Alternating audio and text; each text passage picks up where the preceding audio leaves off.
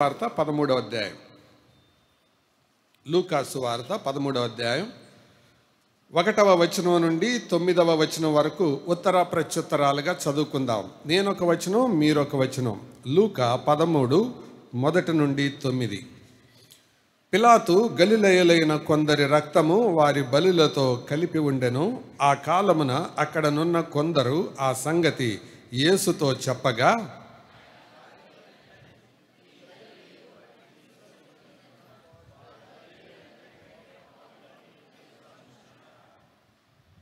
కారని మీతో చెప్పుచున్నాను, మీరు మారు మనసు పొందని ఎడల మీరందరూ అలాగే నశింతురు.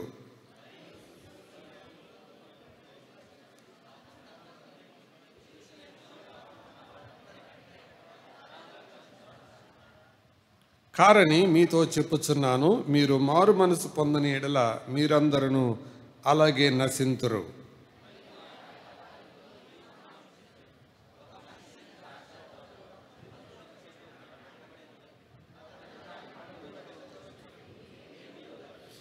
గనుక అతడు, ఇదిగో 3 ఏండ్ల నుండి నేను అంజూరపు చెట్టున పండ్లు వెదకవచ్చుచున్నాను గాని ఏమీయూ దొరకలేదు.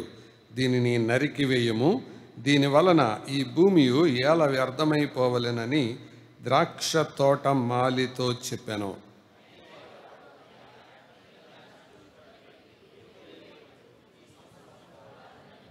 9వ వచనం కలిసి చదువుదాం. అది ఫలించినా సరే లేని ఎడల నరికించి వేయమని అతనితో చెప్పాను. చదవబడిన ఈ లేఖనాన్ని దేవుడు మన వినికిడిలో దీవించినట్లు ప్రార్థనాపూర్వకంగా మనం దేవుని వాక్యాన్ని ఆలకిద్దాం. ప్రియులారా, నిజానికి నేను సంబంధాల అంశములో తండ్రి పిల్లల సంబంధాన్ని ఈరోజు చెప్పాలి. కానీ సంవత్సరం చివరి ఆదివారం అవడాన్ని బట్టి ఈ సందర్భాన్ని పురస్కరించుకొని మన వ్యక్తిగత, కుటుంబ, సంఘ జీవితాలకు పురికొల్పుగా, ప్రోత్సాహకరంగా ఈ ధ్యానం చేయడం అవసరం అన్న ప్రేరేపణ ప్రభు ఇవ్వడాన్ని బట్టి ఈ మాటలు నేను మీ ముందు పెట్టాలని కోరుతున్నాను. ఆ అంశాన్ని మరలా తిరిగి మనం కొనసాగిద్దాం. లూకాసు వార్త 13వ అధ్యాయములో ఆయన యెరూషలేముకు ప్రయాణములో ఉన్నాడు ప్రభువారు. ఇందులో 4 సన్నివేశాలు మనకు కనబడతాయి. మొదటి సన్నివేశం రాజకీయపరమైన సన్నివేశం. దానిని ప్రభువు ముందుకు తీసుకొచ్చారు.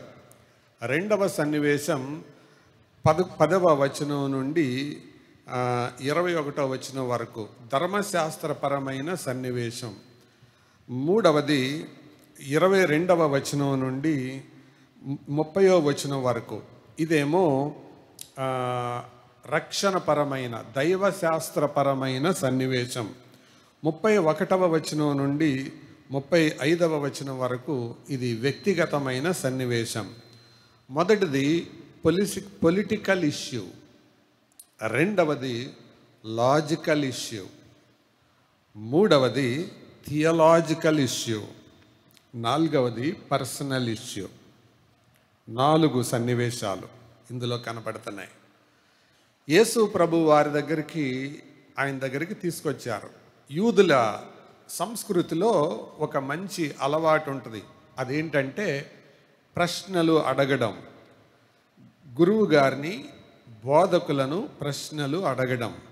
అసలు నీ యొక్క జ్ఞానం వికసించాలంటే ప్రశ్నలు అడుగు అనేది జర్మన్ ఫిలాసఫీ.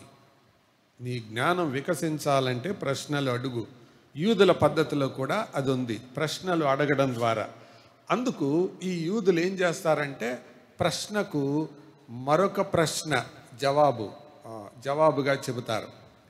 యోనా గ్రంథం అలాగే ప్రశ్నతో ముగించబడింది.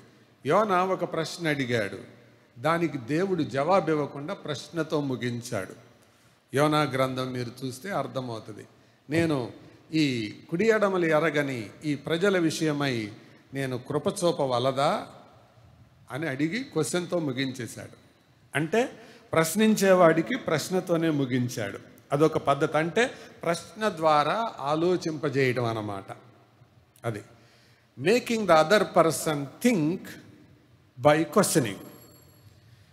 అసలు ఒక మనిషి యొక్క తెలివితేటలు అడిగిన ప్రశ్నలకు జవాబు చెప్పటం కాదు, కానీ సరైన ప్రశ్నలు అడగడం మీద ఆధారపడి ఉంటుంది. ఒక ప్రశ్న, చాలామందికి సరైన ప్రశ్నలు అడగడం రాదు.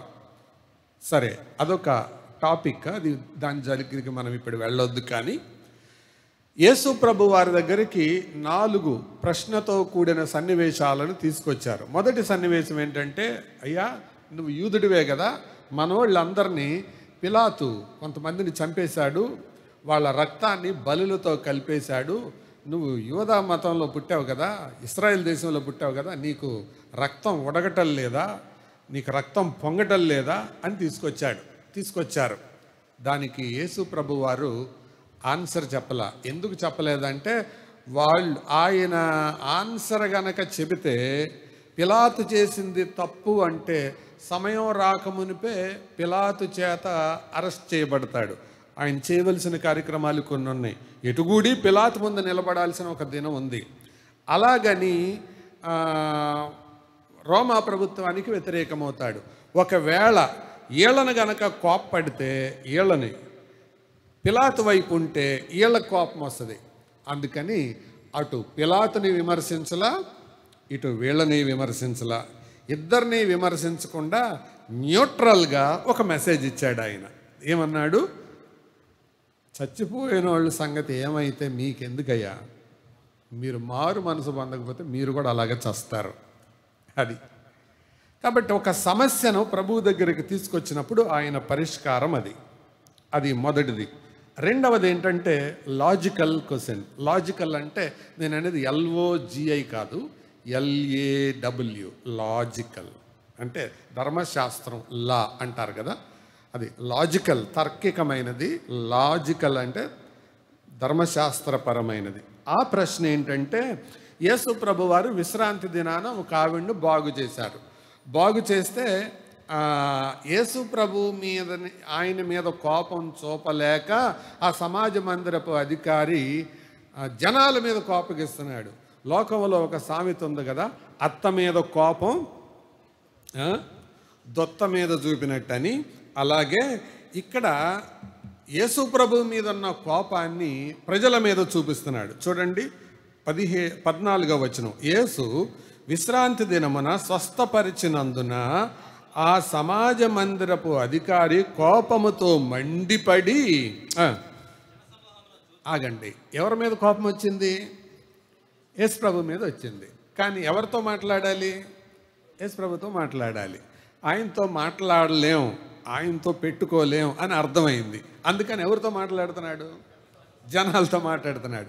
జనాలతో మాట్లాడితే ఏమంటున్నాడు? ఏయ్, మీకు 6 రోజులు కుదరలేదురా, కరెక్ట్గా విశ్రాంతి దినాన వచ్చారు స్వస్థత పొందడానికి అని. కానీ యేసు ప్రభు ఆయన ఏమైనా అజ్ఞాన, తెలివి తక్కువ ఆయన ఏం చెప్పాడు? ఇండైరెక్ట్గా ఆయనకి సురకేశాడు. ఏంటి ఆ సురక అంటే తర్వాత మీరు చదువుకోండి, అది మన అంశం కాదు. ఏమన్నాడు ఆయన? విశ్రాంతి దినాన ఎవరికి ఎద్దైనా గాడిదైనా తోలుకొని పోయి నీళ్లు బెటరా? మీ గాడిదలు ఎద్దుల్ని మీరు అంత ప్రేమిస్తారు, ఒక ఆత్మ నశించిపోతుంటే నేను చూస్తా ఊరుకోవాలా అన్నాడు అనమాట. సో అది తర్వాత ప్రశ్న ఏంటంటే, ఇదంతా విని కొంతమందికి అసలు రక్షణ గురించి అనుమానం వచ్చింది. ప్రభువా, నువ్వు చెప్పే రూల్స్ చాలా స్ట్రిక్ట్గా ఉన్నాయి, చాలా లోతుగా ఉన్నాయి, ఖచ్చితంగా ఉన్నాయి, అసలు ఎంతకీ ఎంతమంది రక్షణ పొందుతారు ప్రభువా అని అంటే ఆయన నంబర్ చెప్పలా. ఆయన అన్న మాట ఏంటో తెలుసా? 24వ వచనం. ఆయన వారిని చూచి, 23వ వచనం, ఒకడు ప్రభువా రక్షణ పొందువారు కొద్దిమందేనా అని అడుగగా ఆయన వారిని చూచి, ఇరుకు ద్వారమున ప్రవేశింప పోరాడుడి. You fight, you struggle to enter the narrow gate. అంటే కొద్దిమందా ఎక్కువ మందా అనేది దానికి ఆయన తిన్నగా ఆన్సర్ చెప్పలా. మీరు ప్రయత్నం చేయండి అయ్యా, రక్షణ సంగతి నేను చూసుకుంటాను. You try, I will see the salvation issue. కాబట్టి మన పని ఏంటి? నమ్మడం. మన పని ఏంటి? ప్రయత్నించడం. అంతే మన పని. కానీ ఆ జవాబు వాళ్ళకి పెద్ద సంతృప్తిని కలిగించలేదు. ఇది థియోలాజికల్ ఇష్యూ, దైవశాస్త్రపరమైన సమస్య. ఆ తర్వాత చివరిగా వ్యక్తిగతమైన సమస్య తెచ్చారు. ఏంటంటే, అయ్యా హేరోదు నిన్ను చంపేయాలనుకుంటున్నాడు అని అంటే ప్రభు అన్నాడు, వెళ్ళి ఆ నక్కతో ఇలాగ చెప్పండి అని. నక్క అన్న పదాన్ని యూదులు నెగిటివ్ సెన్స్లో వాడుతుంటారు. ఉదాహరణకి నెహెమ్యా గోడ కట్టేటప్పుడు ఆ మిగతా సన్బల్లటు టోబియా ఎగతాళి చేశారు. అరే నక్కలు వచ్చి మీ గోడ పడేస్తే ఒక నక్క ఎక్కితే పడిపోతుంది అన్నారు. అసలు నక్కలు ఆళ్లే. కాబట్టి నక్క అనే దాన్ని ఒక ప్రతికూలమైన మనస్సుతో దాన్ని ఆ అర్థాన్ని వాడుతుంటారన్నమాట. ఇక్కడ ప్రభు చెప్పదలిచింది ఏంటంటే, అతను అడిగిన జిత్తుల మారి ప్రశ్నకు ఆ జిత్తుల మారితో ఇలా జవాబు చెప్పండి. యోహాన్ని చంపేశాడు, నన్ను కూడా చంపేయాలనుకుంటున్నాడేమో. ఇది కాదు, మనుష్య కుమారుడు చనిపోయే సిచ్యువేషన్ ఒకటి ఉంది. కానీ నేను మీకోసం ఎంత ప్రయత్నిస్తుంటే అసలు మీకు ఆలోచనే లేకుండా పోతుందని 34వ వచనంలో ఏమన్నాడు చూడండి.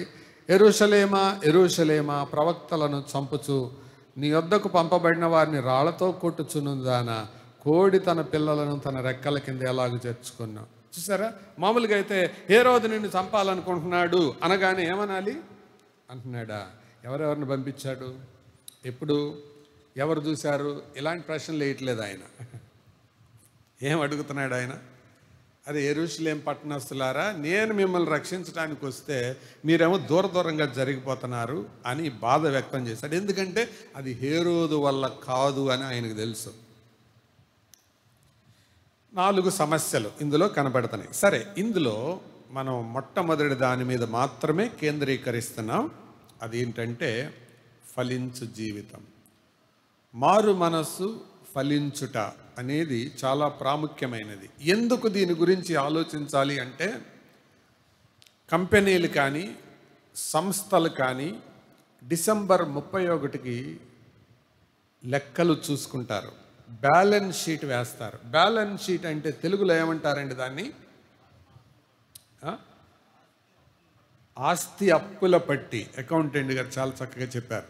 ఆస్తి అప్పుల పట్టి అంటే ఆస్తి ఎంత ఉంది, మిగులు ఎంత ఉంది, తగులు ఎంత ఉంది అనేది చూసుకోవడం.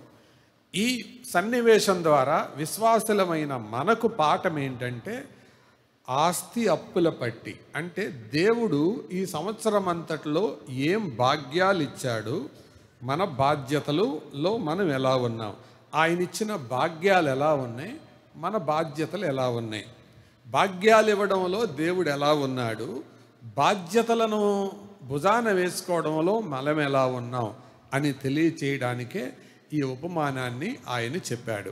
ప్రియులారా, 13వ అధ్యాయం 1వ వచనంలో పిలాతు ఇశ్రాయేలీల్లో కొందరిని చంపేశాడు. అంటే ఈ పిలాతు యూదా దేశానికి గవర్నర్గా ఉండగా మందిరంలో ఉండే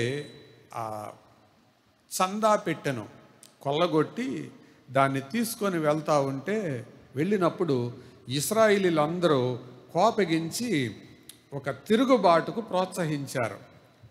అంటే అరే మన దేవుడిని, మన దేవుడికి సంబంధించిన వస్తువులని, డబ్బుని వీళ్ళు ఎలా తీసుకెళ్ళిపోతున్నారు, కాబట్టి మనం అలా ఊరుకోవడానికి లేదు అని. యూదులలో జెలోతీయులని ఒక తెగ ఉంటారు. వాళ్ళు టెర్రరిస్టులు అన్నమాట, ఉగ్రవాదులు, అతివాదులు అంటారు. అంటే మన భారతదేశ చరిత్రలో లాల్, బాల్, పాల్ లాంటి వాళ్ళు, అంటే లాలా లజపతి రాయ్, బిపిన్ చంద్రపాల్, బాల్ గంగాధర్ తిలక్, వాళ్ళని అతివాదులు అంటారు. చదువుకున్న వాళ్ళకి తెలుసు. మీరందరూ ఫేస్ అలా పెడతంటే అసలు మీరు సోషల్ చదువుకున్నారా లేదా అని డౌట్ వస్తుంది నాకు. అర్థమైంది కదా? వాళ్ళని అతివాదులు అంటారు, ఎక్స్ట్రీమిస్ట్ అంటారు. అంటే ఉగ్రవాదుల కింద లెక్క. ఏదైనా దేశం మీదకి జరిగితే వీళ్ళు దాడి చేయటం, దెబ్బకు దెబ్బ తీయటం. అలాగే ఇలా చేశారు కాబట్టి మనం ఏదైనా చేద్దాం అని అనుకుని వీళ్ళందరూ గ్యాదర్ అయితే ఆ దేవాలయంలోకి మామూలు మనుషులు వచ్చినట్లుగా సైనికులు సాధారణమైన దుస్తుల్లో వచ్చి ఈ ఇశ్రాయేలీల్లో కొందరిని దాచుకున్న ఆయుధాలతో చంపేశారు. వీళ్ళ రక్తాన్ని ఆ బలులతో కలిపారు. ఆ ఇష్యూ తీసుకొచ్చారు. అంటే వీళ్ళ ఉద్దేశం ఏంటంటే యేసు ప్రభు యూదా జాతికి చెందినవాడు కదా, కాబట్టి ఇంత జరుగుతున్నా నీకు కొంచెమన్నా చలనం లేదా, నీకు బాధ లేదా, స్పందించు, నీ వైపు బోల్డ్ మంది జనం ఉన్నారు కదా, మనందరం కలిస్తే తిరగబడితే రోమా ప్రభుత్వం ఎంత, అది వీళ్ళ ఇష్యూ. అందుకే కరుణామయుడు అనే సినిమాలో బరబ్బా అడుగుతాడు కదా, ఏమని, నువ్వు నాతో చెయ్యి కలుపు అని అంటే ఏమంటాడు అందులో, అది సినిమా డైలాగులేండి, నీ కోసం నేను అవసరమైతే ప్రాణమైనా ఇస్తాను కానీ నీతో చెయ్యి కలపలేను బరబ్బా అంటాడు కదా. అలాగే వారితో ఆయన వచ్చింది అందుకు కాదు, మారు మనసు పొందడానికి వచ్చాడు, రాజకీయ సింహాసనాన్ని స్థాపించడానికి రాలేదు. అది 1000 ఏండ్ల పాలనలో వస్తుంది, అది ఆయన టైం టేబుల్లో ఉంది. ఆ పీరియడ్ ఇంకా రాలా, అది లాస్ట్ పీరియడ్ అనమాట.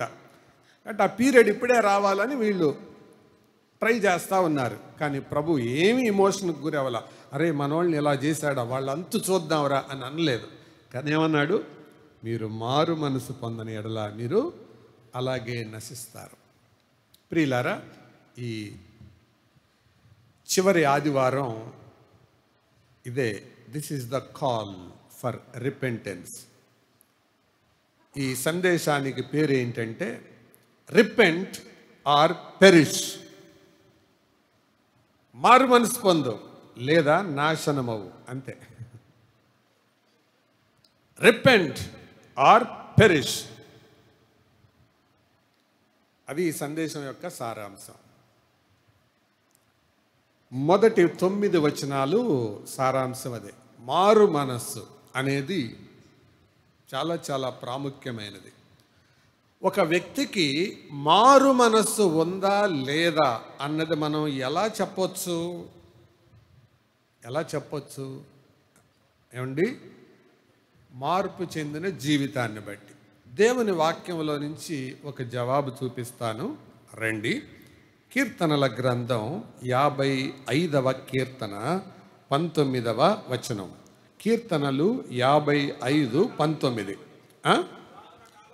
పురాతన కాలము మొదలుకొని ఆసీనుడగు దేవుడు మారు మనస్సు లేని వారై తనకు భయపడని వారికి ఉత్తరమిచ్చును. అంటే మారు మనసు లేని వాళ్ళని ఎలా గుర్తుపట్టచ్చు? వాళ్ళు దేవునికి భయపడరు, అంతే. నువ్వు మారు మనసు పొందేవా లేదా అన్నదానికి పరీక్ష ఏంటో తెలుసా? ద ఫియర్ ఆఫ్ గాడ్, దేవుని భయం.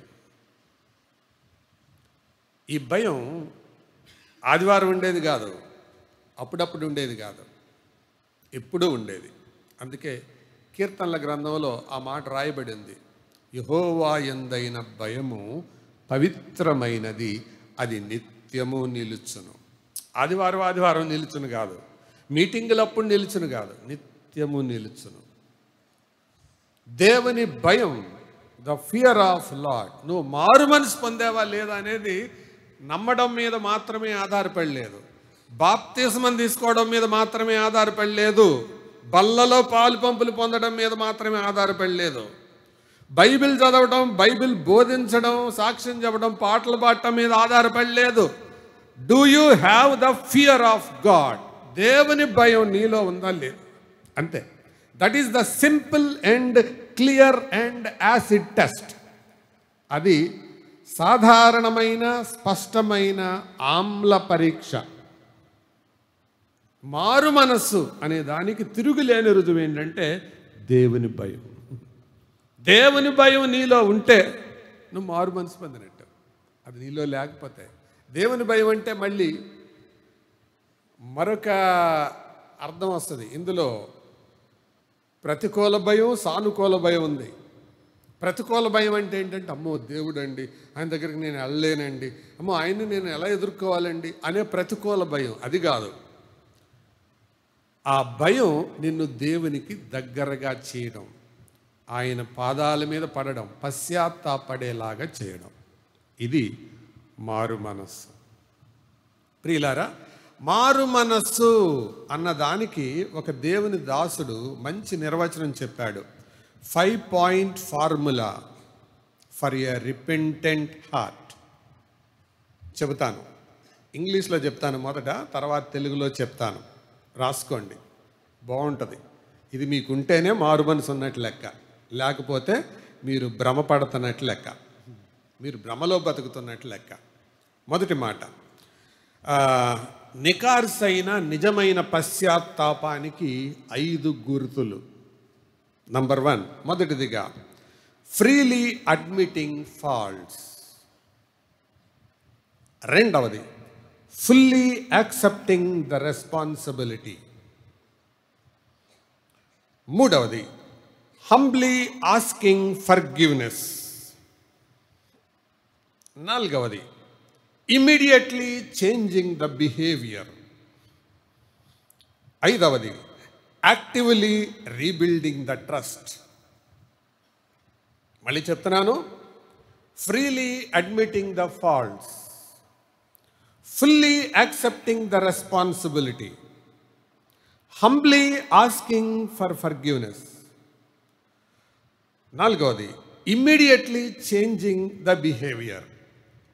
ఐదవది actively rebuilding the trust. తెలుగులో చెప్తాను, సిగ్గుపడకుండా, స్వేచ్ఛానువాదం చేస్తున్నాను దీన్ని, సిగ్గుపడకుండా తప్పును అంగీకరించడం. రెండవది తప్పుకు సంపూర్తి బాధ్యత వహించడం. మూడవది సాత్వికముతో క్షమాపణ కోరడం. నాలుగవది సత్వరమే ప్రవర్తనను మార్చుకోవడం. ఐదవది అంగీకరించడం.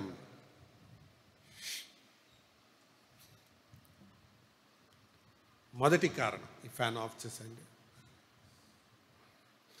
మొదటి కారణం అంగీకరించటం. తప్పును అంగీకరించేటప్పుడు చాలామందికి సిగ్గు. నువ్వు సిగ్గుపడుతున్నావు అని అంటే నీలో మారు మనసు లక్షణాలు లేవు.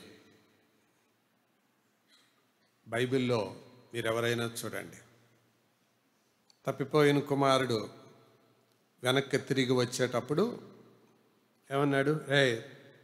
రోడ్ల పక్కన వాళ్ళందరూ తలుపులు వేసుకోండి, ఇంటికి కిటికీలు కర్టన్లు వేసారు లేదు చూడండి, కర్టన్లు వేసారు లేదు చూడండి, అందరూ ఎటోళ్ళు అటు లోపలికి వెళ్ళిపోయండి. అప్పుడు వెళ్ళి నాన్న దగ్గరికి వెళ్ళి తండ్రి అని సీన్ చేయలే. అది దొంగ బతుకు. దావీదు నీ నాతాను గద్దించినప్పుడు, సైనికులందరూ లోపలికి వెళ్ళండి, పక్కెళ్ళండి.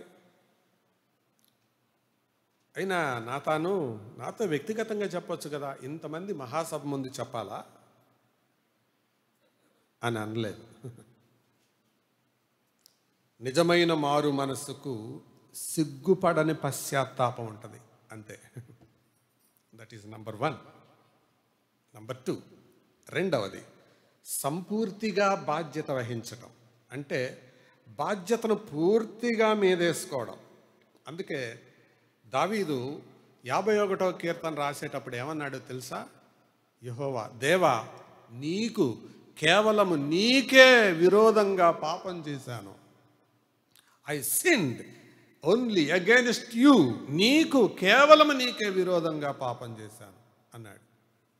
మామూలుగా ఆ మనిషి నువ్వే అంటే, ఏంటి సార్ నన్ను ఒక్కనే అంటారు, అసలు ఆవిడ్ని టాప్ లేని బాత్రూములో, ఓపెన్ బాత్రూములో ఎవరు స్నానం చేయమన్నారు అని అనొచ్చు. నాది ఎంత తప్పుంది, ఆవిడది కూడా అంతే తప్పండి, నేను చెయ్యను అనొచ్చు కదా. ఇది డొంక తిరుగుడు మనసు, మారు మనసు కాదు. ప్రభువా ఆమెదేం తప్పు లేదు, ఒళ్ళు కొవ్వెక్కి నేనే తప్పు చేశాను, దట్స్ మై మిస్టేక్. అది మారు మనసు రెండో మెట్టు. చెప్పండి, మొదటిదేంటి? సిగ్గుపడకుండా తప్పును అంగీకరించడం. రెండవది సంపూర్తిగా బాధ్యత వహించడం. చాలా సంవత్సరాల క్రితం ప్రకాష్ గారి కుమార్ హైదరాబాదులో బండి డ్రైవ్ చేస్తున్నారు. డ్రైవ్ చేస్తూ ఉంటే వేరే వాళ్ళు వచ్చి కొట్టారు, కింద పడిపోయాడు. చెయ్యో కాలు ఏదో ఫ్రాక్చర్ అయింది. హాస్పిటల్ తీసుకెళ్ళారు. తీసుకెళ్తే ఫోన్ చేసి బ్రదర్కి తెలిస్తే ఫోన్ చేశారు. ఏంటి కుమార్ దెబ్బ అయిందంటే దెబ్బ తగిలిందంట కదా అంటే ఆయన ఫోన్లో ఏమన్నాడంటే, నాన్న ఇది ఎట్లా జరిగిందో తెలుసా, నేను టర్న్ తీసుకుంటూ ఉండగా వాడు రూల్స్కి వ్యతిరేకంగా వచ్చి నన్ను గుద్దేశాడు, అందుకు నేను కింద పడిపోయాను అంటే అలా అన్నాడు. అరే కుమార్, ఇవన్నీ చెప్పబాకరా, తప్పు నాదనుకోరా, అప్పుడే బతుకుతావు నువ్వు. వేరే వాడు తప్పు సంగతి మాట్లాడొద్దురా, తప్పు నీదనుకో. నువ్వు డ్రైవ్ చేసేటప్పుడు వేరే వాడు తప్పు చేస్తే నువ్వు ఎలా తప్పుకోవాలో తెలిసినప్పుడే నువ్వు డ్రైవ్ చెయ్యి. వేరే వాడు తప్పు చెయ్యడు అని నువ్వు డ్రైవ్ చేసావనుకో, ఎక్కడో చోట చస్తావు. ఇదే మాట అన్నాడు, చస్తావు కొడుకుని. తప్పు చేసినప్పుడు బాధ్యత నా మీద వేసుకోవడం, అది నిజమైన మారు మనసు. వేరే వాడి మీద వేయడం కాదు. వాళ్ళు ఇట్లా చేశారు అందుకు నేను అన్నాను, వాళ్ళు ఇట్లా అన్నారు అందుకు నేను అన్నాను. నిజమైన మారు మనసు అంటే అది అర్థం. సంపూర్తి బాధ్యత వహించడం. మూడవది ఏంటిది? సాత్వికంతో క్షమాపణ కోరడం. క్షమాపణ కోరేటప్పుడు కాబట్టి నన్ను అందరి ముందు నేను క్షమాపణ అడుగుతున్నాను, క్షమించండి, క్షమించారా అని అడగడం కాదు. నీ క్షమాపణలు ఏం కనపడాలి? సాత్వికం. నాలుగవది సత్వరమే ప్రవర్తన మార్చుకోవడం. మూడవ దాకా చాలామంది ఎక్స్పర్ట్లు ఉంటారు. ఎప్పుడు దాకా? మూడో మీటు దాకా. మూడో మీటు ఏంటి? క్షమాపణ కోరేదాకా బాగానే ఉంటారు, కానీ ఆ తర్వాత ఉండదు. ఏంటది? ప్రవర్తన మార్చుకోరు. అందుకే సామెతలు 28:13 చూడకుండా చెప్తారా? అతిక్రమం. సూపర్. యెహోవాని ఇచ్చే వాళ్ళకి ప్రిఫరెన్స్ లాగా వచ్చేస్తా. అతిక్రమములు దాచిపెట్టువాడు వర్ధిల్లడు, వాటిని ఒప్పుకొని వాడు పొందడు కనికరం. ఒప్పుకొని ఏం చేయాలి? That shows the change of behaviour. అంటే నమ్మిన తర్వాత నీ ప్రవర్తనలో తేడా కనపడాలి. ఒప్పుకున్న తర్వాత నీ ప్రవర్తనలో తేడా కనపడాలి. అది అందుకే సమరయ స్త్రీ బావి దగ్గర నుండి బావ దగ్గరికి వెళ్ళాల, ఊరిలోకి వెళ్ళింది. కొండ వదిలేసింది. కొండ తీసుకెళ్తే మళ్ళీ ఇంటికి వెళ్ళాలి. ఎందుకు వచ్చిన బాధ? కొండే వదిలేస్తే అయిపోద్ది. వదిలేసి ఊరిలోకి వెళ్ళింది. That is the change in life. ప్రవర్తన మారడం, ఇది మారు మనస్సు. అర్థమైందా? చాలామంది మారు మనస్సు అనుకుంటారు. ఏంటిది? ఎంత తప్పు చేశానో నేను ఎంత పడిపోయానో ఈ సంవత్సరం అంతా, మళ్ళీ వచ్చే సంవత్సరం అదే పాట. అదే మారు మనసు. ఈ సంవత్సరం అంతా పడిపోయాను అని ప్రతి సంవత్సరం చెప్తానే ఉంటారు. అదే మారు మనసు. అది మారు మనసా అండి?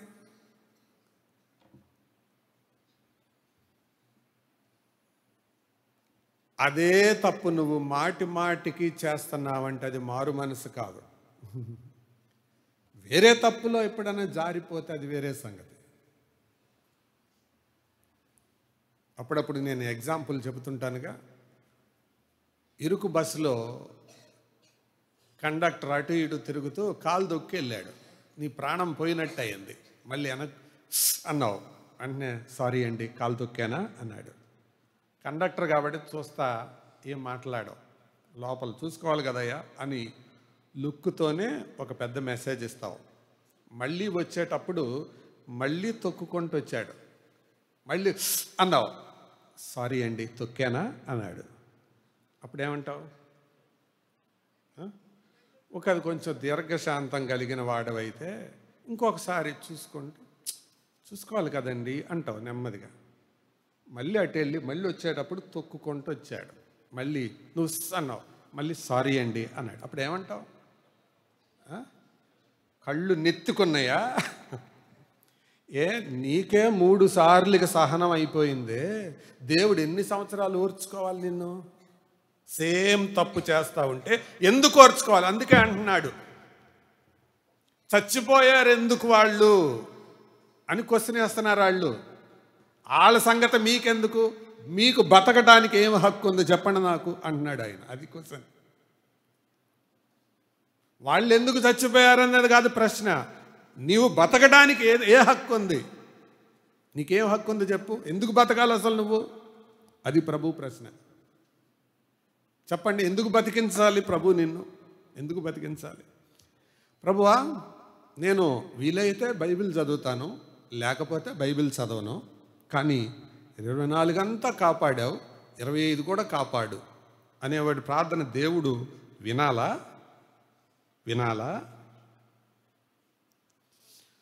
ప్రభువా, ఈ సంవత్సరంలో 24 పడిపోయాను, 25లో పడకుండా ట్రై చేస్తాను, వీలైతే ఉంటాను, కానీ 25 మాత్రం నాకు ఇవ్వు అంటే దేవుడు ఇవ్వాలా? అందుకే అంటున్నాడు, ఈ సంవత్సరం కూడా ఉండనిమ్ము, ఫలించిన సరి లేని ఎడల నరికించివే. ప్రియులారా, మారు మనస్సు అంటే సత్వరమే ప్రవర్తనను మార్చుకోవడం. తర్వాతదేంటి? పోగొట్టుకున్న నమ్మకాన్ని పునర్నిర్మించుకోవడం లేదా తిరిగి సంపాదించుకోవడం. సహోదరులారా, సహోదరిలారా, ఈరోజు దేవుని వాక్యాన్ని వింటున్న మనందరం ఈ ప్రశ్న వేసుకుందామా? ఈ మారు మనసుకు తగిన ఫలం నీలో కనబడుతుందా? దీన్ని బైబిల్లో చెప్పిన మారు మనస్సు అంటారు.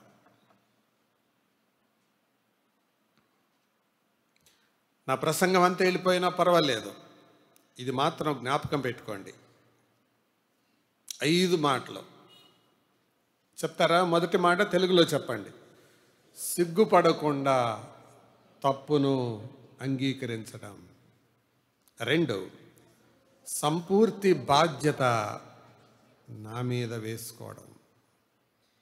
3, సాత్వికముతో క్షమాపణ కోరడం. 4, సత్వరమే ప్రవర్తనను మార్చుకోవడం. 5, పోగొట్టుకున్న నమ్మకాన్ని తిరిగి సంపాదించుకోవడం. ఈ 5 జరిగితే మారు మనసు అన్నట్టు లెక్క. మరి ఇవి మన జీవితంలో ప్రభువు చూడగలుగుతున్నాడా? ప్రభువుకి అని అందరి మనస్సులు, అందరి హృదయాలు ఎరిగినవాడు. అందుకు ఈ సంవత్సరం చివరిలో మనలను మనమే పరీక్షించుకుంటున్నాం. ఎందుకు అంటే మనలను మనము పరీక్షించుకుంటే తీర్పు పొందకపోదు. మనలను మనమే విమర్శించుకొని నీడల తీర్పు పొందకపోదుము. ఎక్కడుందా మాట? 1 కొరింథీ 11వ అధ్యాయం వచనం చెప్పండి. 23 చూడండి ఒకసారి. మనలను మనమే విమర్శించుకొని నీడల 31 మనలను మనమే విమర్శించుకొని ఎడల తీర్పు పొందకపోదు. కాబట్టి సంవత్సరం చివరిలో వేరే వాళ్ళు మనల్ని ప్రశ్నించేది వద్దు. దేవుని వాక్యం వింటున్నావు, మనల్ని మనమే ప్రశ్నించుకుందాం, మనల్ని మనమే పరీక్షించుకుందాం. ఇది చాలా కష్టమైన పని. అందరు నా వైపు చూడండి ఒకసారి. ఇంకో ప్రశ్న అడిగినా, వేరే వాళ్ళని పరీక్షించడం తేలిక, మనల్ని మనం పరీక్షించుకోవడం తేలిక? మనల్ని మనం పరీక్షించుకోవడం తేలిక? సరే, మీకు అర్థం అవటానికి చెప్తాను. 2 పేపర్లు నీకు ఇస్తాను. నీలో ఉన్న తప్పులన్నీ ఒక లిస్ట్ రాయి, వేరే వాళ్ళ తప్పుల మీద ఒక లిస్ట్ రాయి. ఏది పేపర్ త్వరగా ఫుల్ అవుద్ది? నిజం చెప్పండి.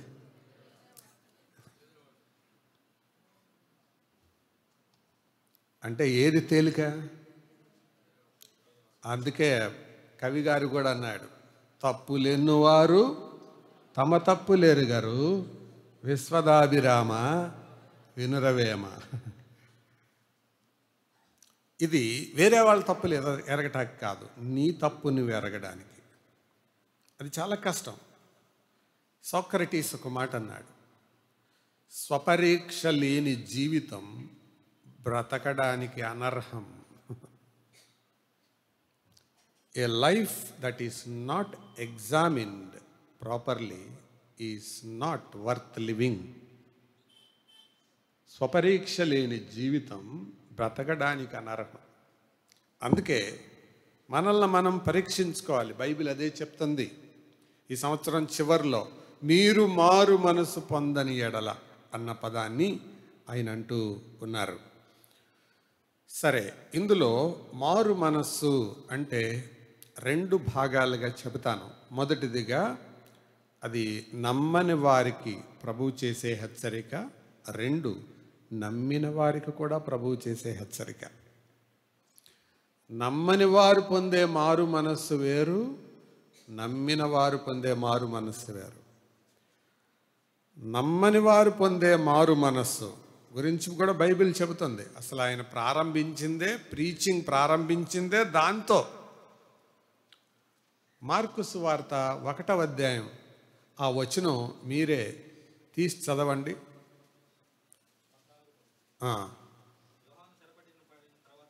యోహాను చెరపట్టబడిన తర్వాత యేసు, కాలము సంపూర్ణమైనది, దేవుని రాజ్యము సమీపించి ఉన్నది, మారు మనస్సు పొంది ప్రకటించుచూ వచ్చాను. అంటే ఆయన పరిచర్య ప్రారంభంలోనే దేని గురించి చెప్పాడు ఆయన? మారు మనస్సు, మారు మనస్సు. He started his ministry by proclaiming repentance unto sin. పాపము విషయమైన పశ్చాత్తాపాన్ని గురించి ఆయన ప్రకటించాడు.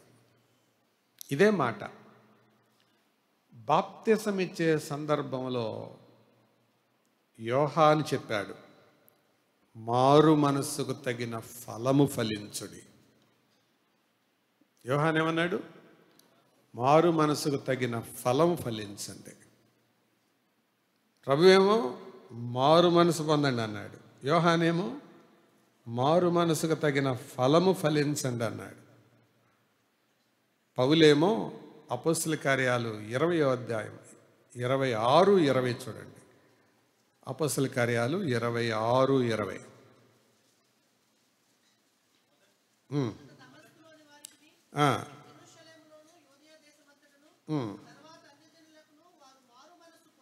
వారు మారు మనస్సు పొంది దేవుని తట్టు తిరిగి, ఏంటండి? మారు మనసుకు తగిన క్రియలు. యోహానేమో ఫలం అన్నాడు, పౌలేమో క్రియలు అంటున్నాడు. కాబట్టి మారు మనసు పొందావు, మారు మనసు పొందావు అని చెప్పుకోవడం కాదు, అది కనపడాలి. ఆలోచన, మారు మనసుకు తగిన ఆలోచనలు చేయడనుందా? ఏముంది బైబిల్లో? అంటే మారు మనసు ఆలోచనలు ఎవరు కనపడదు, నువ్వు ఆలోచనలో. కొంతమంది అంటారు, సార్ నేను లోపల చాలా మంచోడిని సార్. ఎవరు చూశారు నువ్వు మంచోడివో లేదో? నేను లోపల చాలా మంచిదాన్ని సార్ అంటారు. ఎవరు చూసారా దాన్ని? నువ్వు చేసే క్రియలే కనపడతాయి బయటికి.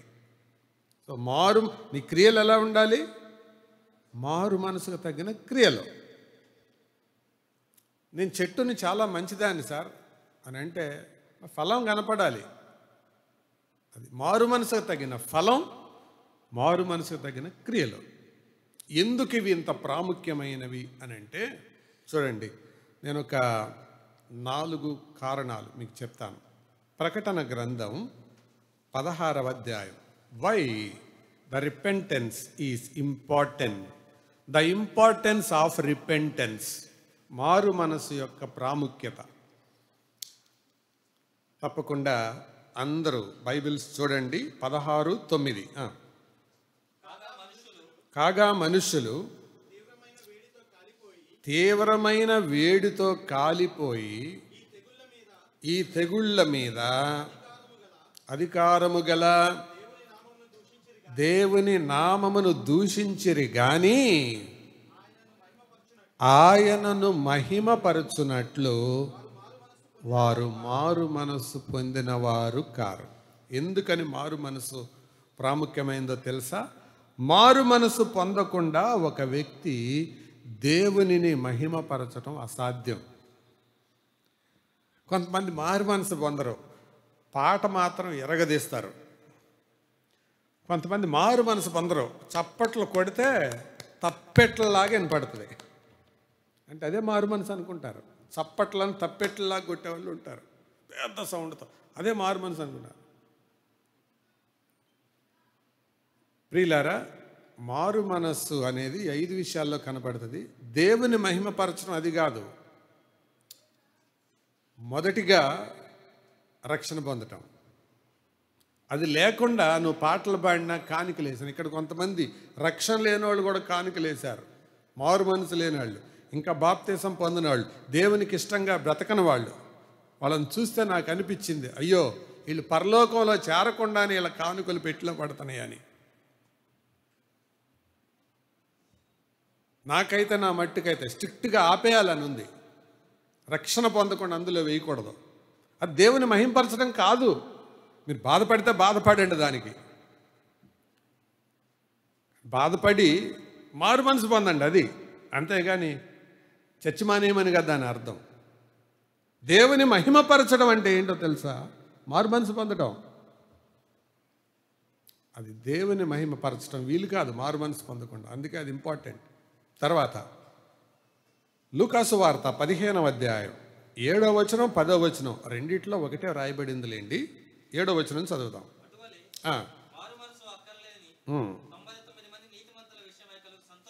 సంతోషము కంటే ఒక పాపి విషయమై పరలోకమంది ఎక్కువ సంతోషం. అంటే నువ్వు మారు మనసు పొందకుండా పరలోకాన్ని సంతోష పెట్టలేవు. You cannot please heaven without repentance. అర్థమవుతుందా? 2 కారణాలు చెప్పాను. మొదటిదేంటి? దేవుని మహిమపరచలేవు. రెండవది పరలోకాన్ని సంతోషపరచలేవు. 2వ కొరింథీ పత్రిక 7వ అధ్యాయము. 2వ కొరింథీ పత్రిక 7వ అధ్యాయం 9వ వచనం 10వ వచనం. మీరు దుఃఖపడితరని సంతోషించుట లేదు కానీ దుఃఖపడి మారు మనసు పొందితిరని ఇప్పుడు సంతోషించున్నాను. అంటే పౌలు ఆ సంఘములో మారు మనసు పొందిన వ్యక్తితో అంటున్నాడు, ఆ సంఘం కూడా మారు మనసు పొందింది. వాళ్ళతో అంటున్నాడు, నా ఉత్తరం మిమ్మల్ని ఏడిపించింది, బాధ పెట్టింది. మీరు బాధపడినందుకు సంతోషపడే శాడిస్ట్ని కాదు నేను, కానీ మీరు మారు మనసు పొందినందుకు సంతోషపడుతున్నాను. I am spiritualist, not I am sadist. నేను శాడిస్ట్ని కాదు, స్పిరిచువలిస్ట్ని. మిమ్మల్ని బాధ పెట్టానని సంతోషపట్ల. ఇతరులు బాధపడుతుంటే నవ్వడం అది శాడిజం. ఇతరులు బాధపడిన తరువాత బాగుపడినందుకు సంతోషించడం అది స్పిరిచువలిజం. పౌలు, నేను శాడిస్ట్ని కాదు, నేను స్పిరిచువలిస్ట్ని అంటున్నాడు. అంటే 3వ మాట, మారు మనసు పొందకుండా దేవుని సేవకుని సంతోషపరచలేము. 4వది చెబుతాను. 13:3 లూకా ఇందాక చదివాంగా, మారు మనసు పొందని ఎడల మీరు నశింతురు. అంటే అది నాశనం తెచ్చుద్ది, మారు మనసు లేకపోవడం. మారు మనసు పొందారా? 4 కారణాలు చెప్పాను. చెప్పండి. మొదటి కారణం, దేవుని మహింపరచలేవు మారు మనసు పొందకపోతే. 2, పరలోకాన్ని నువ్వు సంతోషపెట్టలేవు. పరలోకాన్ని సంతోషపెట్టకుండా భూలోకంలో నువ్వు ఎంతమందిని సంతోషపెడితే ఉపయోగమే ఉంది? ఒకసారి ఒక వైలన్ ప్లేయర్ కన్సర్ట్ ప్రోగ్రాం జరుగుతుంది. ఆయన ప్లేయింగ్కి చాలామంది అభిమానులు ఉండి స్టేడియం సరిపోక గోడలెక్కి చెట్లెక్కి చూస్తూ ఉన్నారు. వైలన్ ప్లే చేస్తున్నాడు ఆయన. పాములు ఊగినట్లుగా డ్యాన్స్ వేస్తున్నారు. అయితే ముందు వరుసలో కూర్చున్న ఒక ముసలాయన అసహనంగా తల ఊపుతున్నాడు, తల గోక్కుంటున్నాడు, తల దించుకుంటున్నాడు. ఈ వైలన్ ప్లే చేసే ఆయన వేసే వాయిద్యాన్ని ఆపేసి పెట్టెలో పెట్టేసి తీసుకొని వెళ్ళిపోతున్నాడు.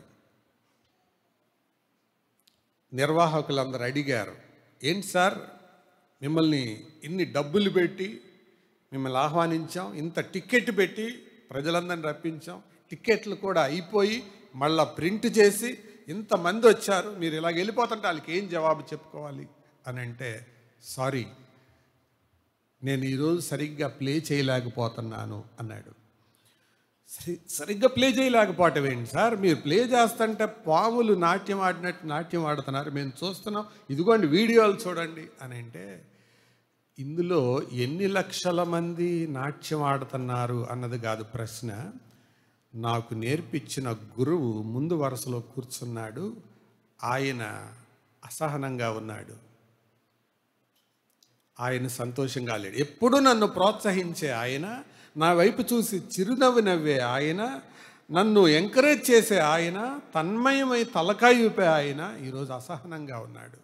అందుకని ఆ ముసలోడి సంగతి మీకెందుకు సార్, ఆయన ముసలోడు కాదు, నా గురువు ఆయన. ఎందుకు చెప్పానంటే, భూప్రపంచంలో నువ్వు అందరినీ సంతోషపరిచి పరలోకమందున్న దేవుని సంతోషపరచకపోతే ఎందుకా బతుకు?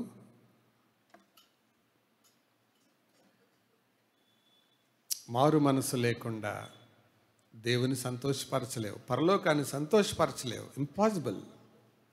సోదరులారా, అది ప్రభువు మనకు నేర్పిస్తున్నాడు. అందుకే చూసారా, అసలు అది డెత్ సీన్ అండి. చాలామంది చచ్చిపోయి ఉన్నారండి, వాళ్ళ సంతాప సభకు మనం కూడా వెళ్దాం పదండి అని అనాలి యేసు ప్రభు. కానీ ఏమంటున్నాడు, మీరు మారు మనసు పొందకపోతే మీరు కూడా అలాగే చేస్తారు. ఎట్లుంటుందండి ఆ ప్రశ్న అడిగిన వాళ్ళకి? మిరపకాయ నమిలినట్టు ఉండదు. అసలు నువ్వు యూదుడివేనా, ఇప్పటికే పుట్టావా, నిజంగా మోసే పంపాడా, నేను ఎవరైనా దెయ్యం పంపిందా అని అనరు. కానీ ఆయన తెలివి తక్కువ ఆయన కాదు. అంటే దీంట్లో ఆయన నేర్పించదలిచిన పాఠం ఏంటంటే, మానవ జీవితంలో దుఃఖాలన్నీ దేవుని శిక్షలు కావు. All human tragedies are not God's punishments. మళ్ళీ చెప్తున్నాను, మానవ జీవితంలోని దుఃఖాలన్నీ దేవుని శిక్షలు కావు. అలాంటి కొటేషన్ ఇంకోటి చెప్తున్నాను, దేవుని ఆలస్యాలన్నీ తిరస్కారాలు కూడా కావు. God's delays are not denials. All human tragedies are not God's punishments. దేవుడు ఏదైనా నీ జీవితంలో ఆలస్యం చేస్తున్నాడంటే దాన్ని తృణీకరించినట్టు కాదు. అక్కడ సంగతి ఏంటంటే, నువ్వు దేవునికి ఇష్టడుగా బ్రతుకుతున్నావా, దేవుని చిత్తములోనే జీవిస్తున్నావా, then don't consider the delay. అసలు ఆలస్యాన్ని ఆలోచించవద్దు. అయితే ఆలస్యం అనేది దేవుని చిత్తములో అవుతుందా, లేకపోతే నీ సోమరితనం వల్ల, అవిధేయత వల్ల అవుతుందా అనేది గమనించుకో. ఈ రెండు మాటలు జ్ఞాపకం ఉంచుకోండి. ఏంటిది? God's delays are not denials. All human tragedies may not be God's punishments. అంతే కదా? గోపురం బడి 18 మంది చచ్చిపోయారు అంటే దీంట్లో కారణం ఏమైనా ఉంటుందేమో, ఆత్మీయ కారణం అని అంటున్నారు. ఏం లేదు దాంట్లో కారణం. ఈ సంవత్సరంలో ఆలోచించి చూడండి, వెనక్కి తిరిగి ఎంతమంది దాటిపోయారండి. పోయిన ఆదివారం చెప్పానుగా, అత్యవసరంగా ఫ్లైట్కి వెళ్ళాల్సి వచ్చింది హైదరాబాద్. నన్ను పికప్ చేసుకోవడానికి ఎయిర్పోర్ట్కి వచ్చిన ఆయన వచ్చి సూట్ కేసు తీసుకొని వెనకబెట్టి నన్ను ముందు కూర్చోబెట్టాలి. అదేం చేశాడు, నా సూట్ కేసు తీసుకుని ఎదరు సీట్లో పెట్టాడు, నన్ను వెనకాల కూర్చోండి అన్నాడు. ఎందుకు అన్నాను అంటే, సార్ చెప్తాను, మనకు ఎక్కువసేపు ఆగితే ఫైన్ కట్టాలి, మీరు త్వరగా బయలుదేరండి అన్నాడు. గసరే అని గబగబ బయలుదేరాను. బయలుదేరి వెళ్తూ ఉంటే, సార్ నాకు రాత్రి అంతా నిద్ర పట్టలేదు అన్నాడు. ఏమన్నాను? ఈ పక్కన ఈ సీట్లో కూర్చున్న ఆయన బహుశా అనిపించిందేమో, ఆయన ఇప్పటిదాకా కూర్చొని చచ్చిపోయాడు, అందులో కూర్చొని నేను కూడా చచ్చిపోతాను అనిపించింది, అందుకు సూట్ కేసు పెట్టి నేను వెనక్కి వెళ్ళమన్నాడు. నాతో కూర్చున్నాడు సార్. గురువారం, శుక్రవారం ఈస్ట్ గోదావరి వెళ్ళాము సార్, వెస్ట్ గోదావరి వెళ్ళాము సార్. దేవుని వాక్యం విని పట్టబడి ఒక తీర్మానం చేసి దుఃఖంతో, దేవా నేను 25వ సంవత్సరం నీ కోసం బ్రతుకుతాను సార్ ప్రభువా, నాకు అవకాశం ఇవ్వు ప్రభువా అని ప్రార్థన కూడా చేశాడు సార్ అన్నాడు. శనివారం సాయంత్రం 5 గంటలకి ఈయన క్యాబ్ డ్రైవర్ ఫోన్ చేసి అర్జెంటుగా రా రూమ్కి అన్నాడు. వచ్చేస్తున్నాను అని. అంత అర్జెంటుగా పిలిచావంటే వామిటింగ్ అవుతుంది అన్నాడు. భార్య లేదు, చాలా కాలం అయింది వెళ్ళిపోయి, కొడుకు వేరే స్థలంలో ఉంటున్నాడు, ఒక్కడే ఉంటున్నాడు. నాకు నువ్వే తప్ప ఎవరు లేరు, నీతో మాట్లాడాను, త్వరగా రా అన్నాడు. వెళ్ళేటప్పటికి ట్రాఫిక్ జామ్లో ఇరుక్కున్నాడంట. వెళ్ళేటప్పటికి అచేతనంగా పడిపోయినాడు. హాస్పిటల్కి తీసుకెళ్తే డాక్టర్లు చెప్పారు హార్ట్ అటాక్. ఏమంటావు దాన్ని? చెప్పలేము సార్. రాత్రి అంతా నిద్రపట్టలేదు సార్. నాకు బోజం ఫ్రెండ్ సార్. ఆ ఫోటోలు ఇంకా ఉన్నాయి నా ఫోన్లో. నాకు పెట్టి ఒకసారి అంటే పెట్టాడు. అది దేవుని శిక్ష అందామా? చెప్పలేము. మనం తీర్పు తీర్చలేము. చచ్చిపోయిన వాళ్ళ గురించి మనం ఎవరు తీర్పు తీర్చలేము. బతికున్న నీ సంగతి ఆలోచన చేయి. అది ప్రభు ఇచ్చే మెసేజ్. వాళ్ళు ఎందుకు చనిపోయారు అన్నది నీకు అనవసరం, వాళ్ళ సంగతి అది ఆయన చూసుకుంటాడు. నువ్వెందుకు బతుకున్నావు అది ఆలోచించు. Know the purpose of your life. నీ జీవితం యొక్క ఉద్దేశం ఏంటో గమనించు. నిన్నగా 2 రోజుల క్రితం పులివెందల మన దగ్గరికి వచ్చిన పాల్రెడ్డి గారు, వాళ్ళ తమ్ముడు జైపాల్ రెడ్డి గారు, వాట్సాప్లో చూశానండి మెసేజ్. స్నానం చేద్దామని లోపలికి వెళ్ళాడు. గేజర్ పగిలిపోయి మీద పడి గాయాలయ్యి హైదరాబాద్లో అపోలో హాస్పిటల్కి తెచ్చారు. ఐసీయూలో పెట్టారు. 1 రోజు 2 రోజులు పోరాడాడు, చనిపోయాడు. నిన్న బరియల్ అయింది. నిన్న ఎందుకు జరుగుతున్నాయి? దానికి మనం తీర్పులు తీర్చడం కాదు, లెక్కలు కట్టడం కాదు. నేనెందుకు బతుకున్నాను? దేవుడు నన్ను ఎందుకు బతికించాడు? Why did God keep me alive? ఎందుకు బతికించాడు? మారు మనస్సు పొందడం కొరకే. అర్థమవుతుందా సోదరులారా? సంఘంతో కూడా మారు మనసు పొందమన్నాడు. పొందకపోతే 5 ప్రమాదాలు చెప్పాడు. విశ్వాసులతో ఈ మాటలు చెబుతున్నాను. మారు మనసు పొందకపోతే 5 ప్రమాదాలు. సంఘాలతో చెప్పిన మాటలు చెప్తున్నాను. రండి, ప్రకటన గ్రంథం అటు ఇటు తిప్పే పని లేకుండా కేవలం ఆ 2 అధ్యాయాల్లో ఉన్న సంగతులే మనం చూద్దాం. ప్రకటన గ్రంథం 2వ అధ్యాయము.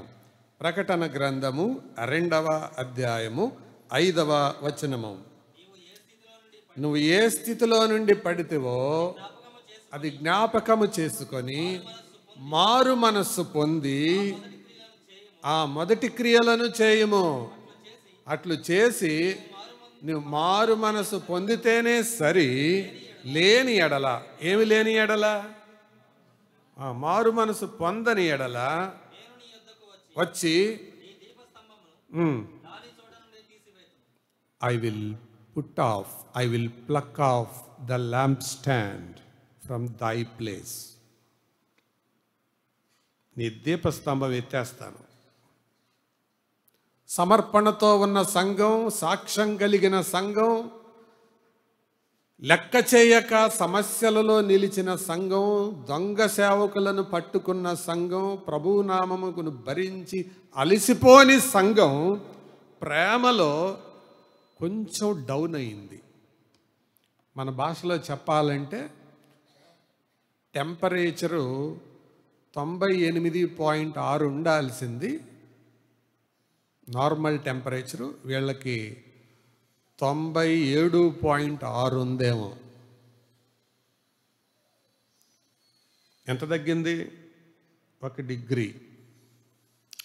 దేవుడు అంటున్నాడు, నువ్వు 98.6కి వస్తే సరే, లేకపోతే దీపస్తంభం అక్కడ ఉండదు.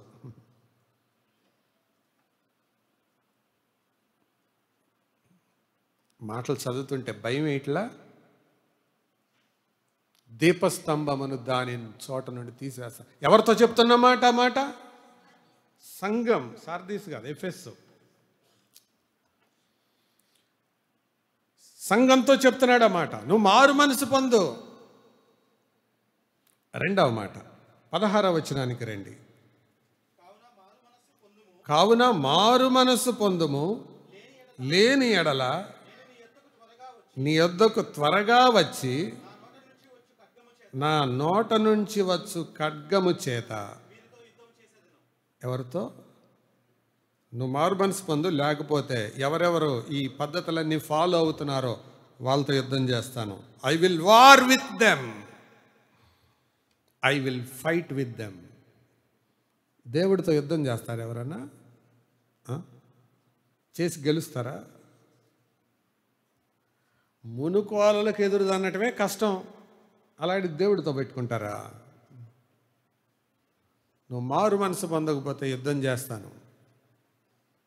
దేవుడు చేసే యుద్ధం చూడాలని ఉందా? అయితే సాగు, సేమ్ ఇప్పుడు ఎలా ఉన్నా అలాగే సాగు. ఆ యుద్ధం ఎలా ఉంటుందో చూద్దు, రుచి చూద్దు. దేవుడు పోట్లాడితే ఎట్లా ఉంటుందో, దేవుడు కొడితే ఎలాగుంటుందో చూడు. మారు మనసు పొందు. అయితే ప్రేమ కలిగిన దేవుడు అది చేయకుండా ముందు అవకాశం ఇస్తున్నాడు. అది గొప్ప సంగతి. ముందు హెచ్చరిస్తున్నాడు. 2 ప్రమాదాలు చూసాం. మొదటిదేంటి? దీపస్తంభం తీసేస్తానన్నాడు. రెండవది యుద్ధం చేస్తానన్నాడు. 21వ వచనానికి రండి. మారు మనసు పొందుటకు నేను దాని సమయం ఇచ్చితని కానీ వల్లదు. ఇదిగో మంచము పట్టించి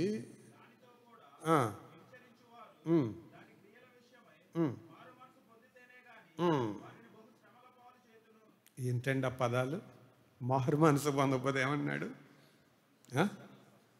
మంచం పట్టిస్తాను, శ్రమలు కలిగిస్తాను. ఎవరితో ఈ మాటలో? అవిశ్వాసులతో కాదు, సంఘంతో.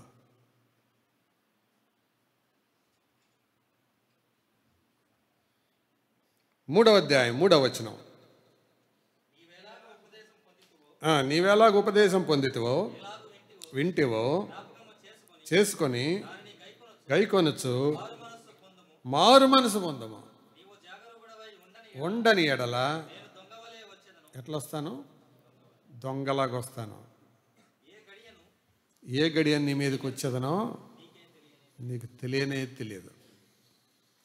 నువ్వు మారు మనసు పొందకపోతే అలక్ష్యంగా ఉంటావు, దొంగలాగా నీ మీద పడతాను. దొంగ ఎప్పుడు వస్తాడు?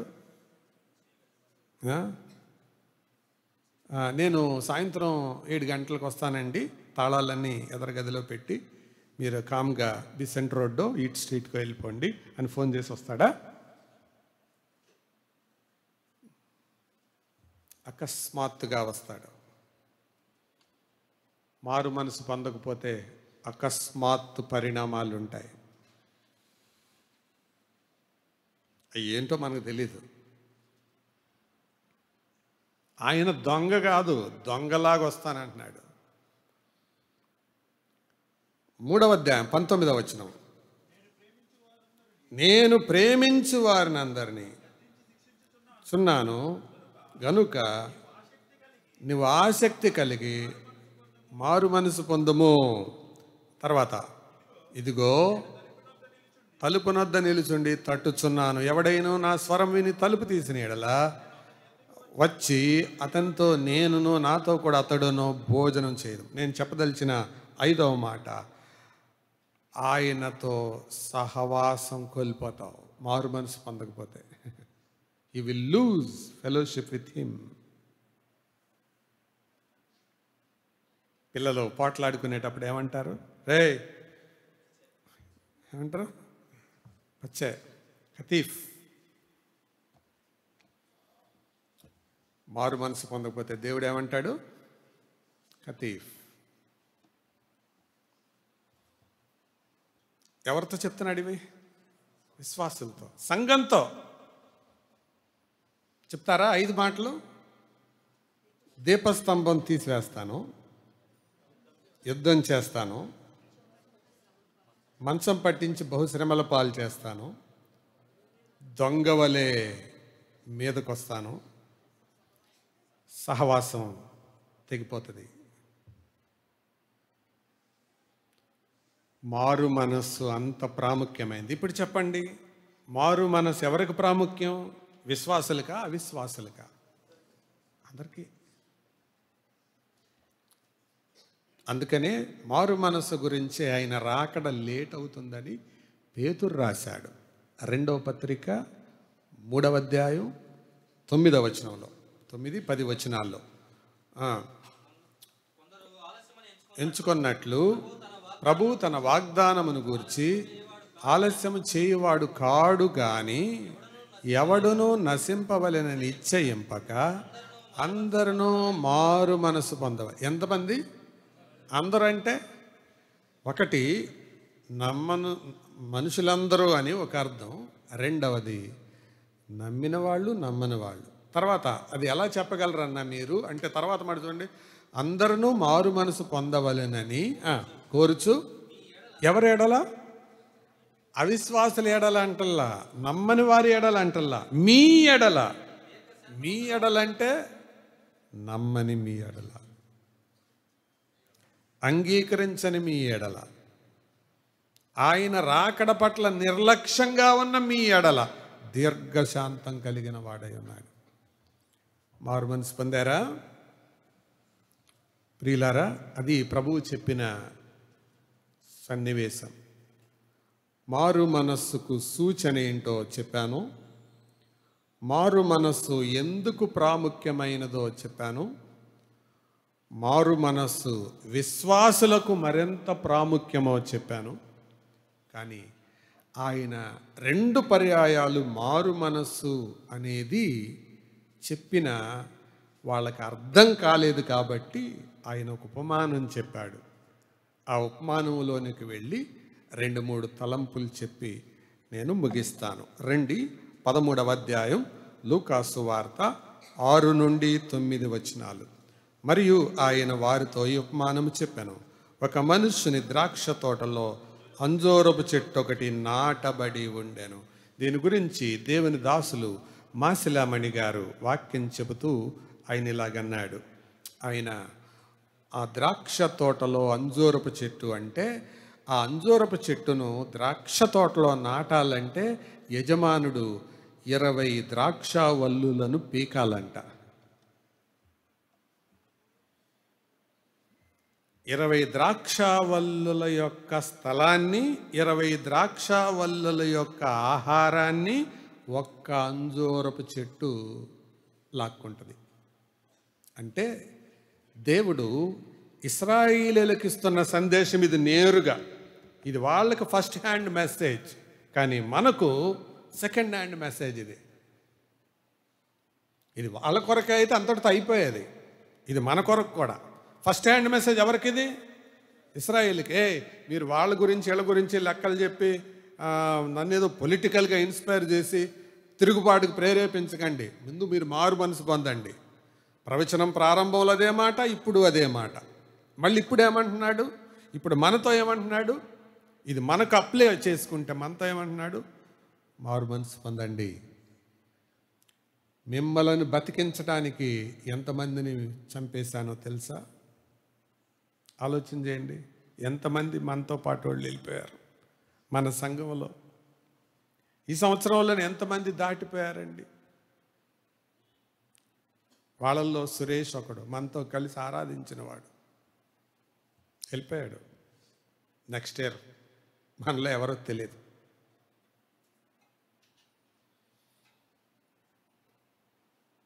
అర్థమవుతుందా సోదరులారా? ఆలోచించేయండి. కాబట్టి వాళ్ళు ఎందుకు చచ్చిపోయారు? ఈ ప్రశ్న నీకొద్దు. నువ్వెందుకు బతుకున్నావు? అది ప్రశ్న. ప్రభు అడిగే ప్రశ్న అది. Why are you alive? నువ్వెందుకు బతుకున్నావు? నువ్వు మారు మనసు పొందవు, అది నీ పని. అది ఎంతమందిని దాటించి మనల్ని బతికించాడండి. నేను ఈ వాక్యాన్ని ధ్యానం చేస్తుండగా 2023 సంవత్సరం ఏప్రిల్ నెల 22వ తారీఖు నా కళ్ళ ముందు కనపడుతుంది. స్టేజ్ మీద వాక్యం చెప్తున్నాను, ప్రోగ్రాం నడిపిస్తున్నాను. ఏ ఊరది? కట్రైన్ కోన్లో. నాకు అర్థమవుతుంది ఆఖరి స్టేజ్ అని, ఏదో జరిగిపోతుందని తెలుస్తుంది.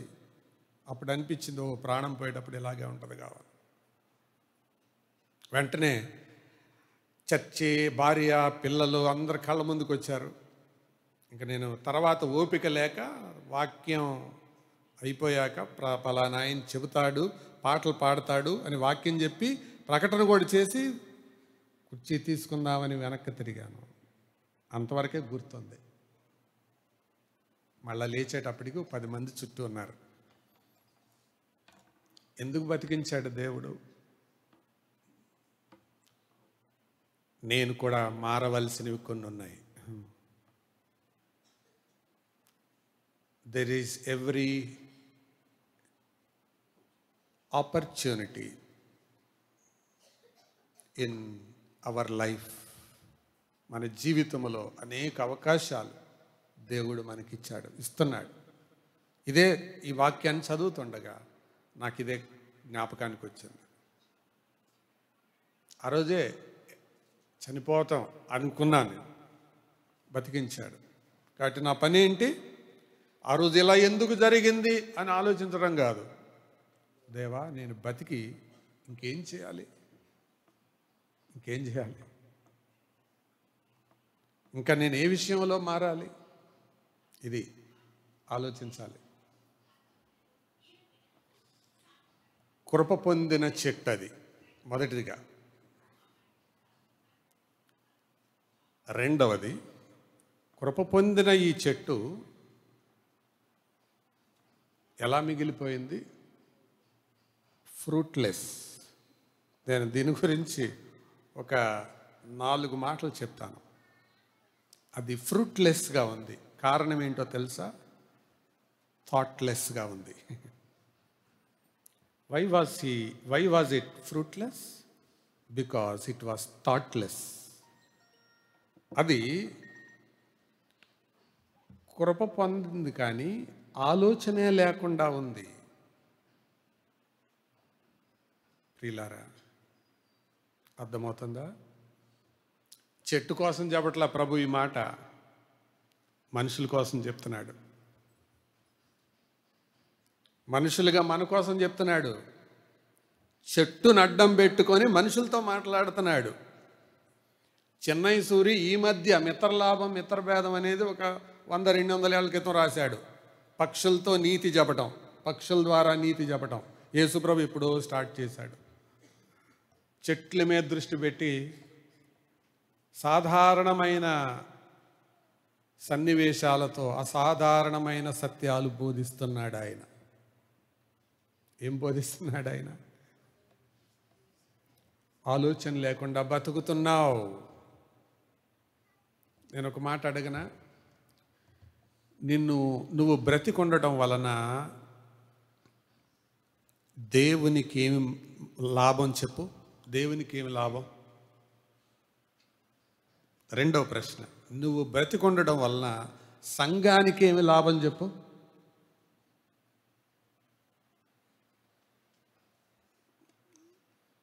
అది దేవుని కోణం. నువ్వు బతుకున్నావు, ఫైన్. దేవునికి ఏమి లాభం కలిగింది నీ వల్ల? ఇంకా బాధే కలుగుతుందే.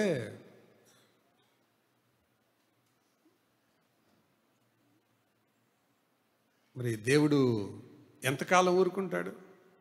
ప్రేమ దీర్ఘకాలము సహించును కానీ సర్వకాలము సహించును అని లేదుగా బైబిల్లో. ఎంతకాలం సహిస్తుంది ప్రేమ?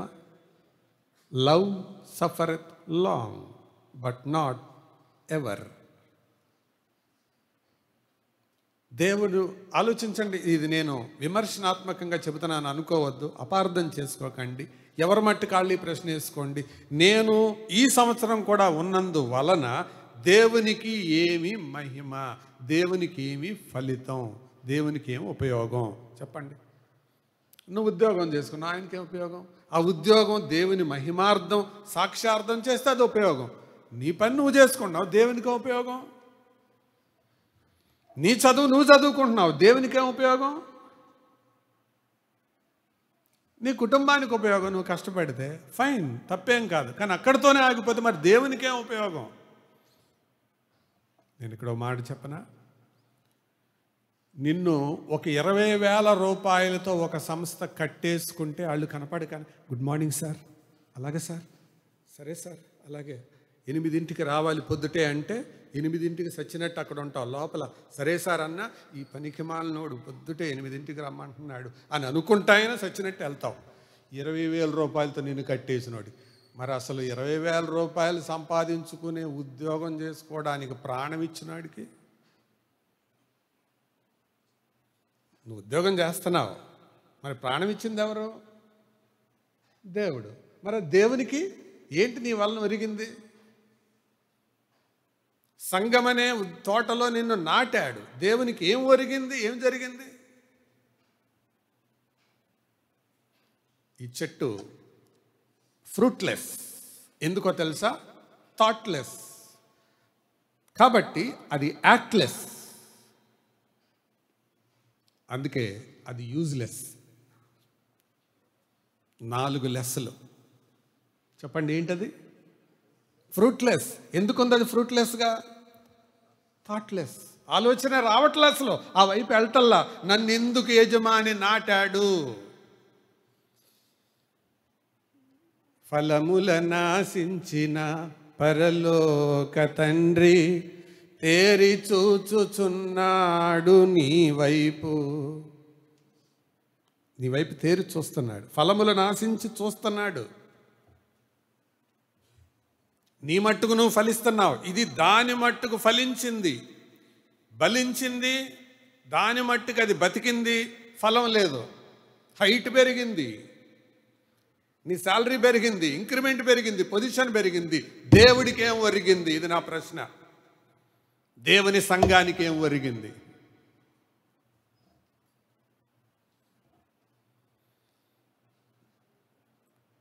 It was fruitless, it was thoughtless, it was actless. అందుకే ప్రభు సహనం నశించిపోయి అన్నాడు, ఏల వ్యర్థమైపోవలెను. Why should it become useless? ఈ నేల ఏల వ్యర్థమైపోవాలి అన్నాడు ప్రభు. ఈ మాట మన విషయంలో అనకుండునట్లుగా మారు మనసు పొందుదాం, మారు మనసు పొందుదాం, మారు మనసు పొందుదాం. అవిశ్వాసులైన వాళ్ళు యేసు ప్రభువుని నమ్మి మారు మనసు పొందండి. విశ్వాసులైన వాళ్ళు ఇంకా ఆయనకు అయిష్టమైనవి ఏమున్నాయో పరీక్షించుకుంటూ మారు మనసు పొందండి. నిజమైన మారు మనసులో ఈ 5 ఉంటాయి. చెప్పండి, ఒకసారి అనుకొని ముగించుకుందాం.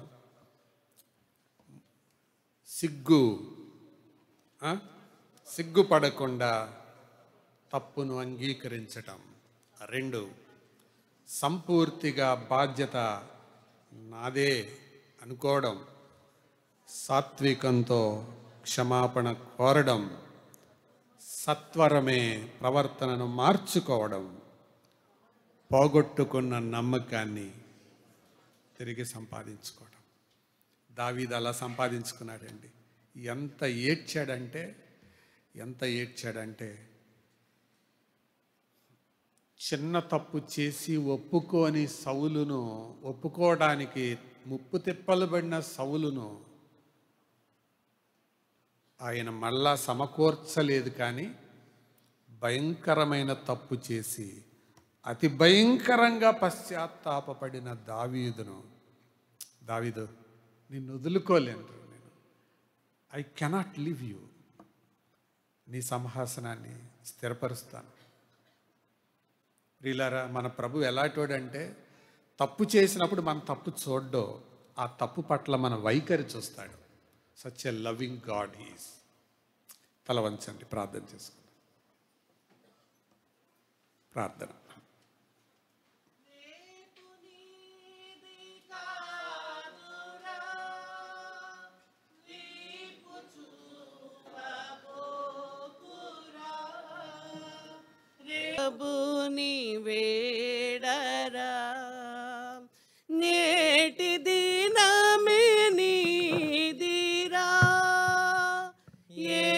యేసు ప్రభుని వేడరా, సిలువ వైపు చూడుమా, సిలువ వైపు చూడుమా.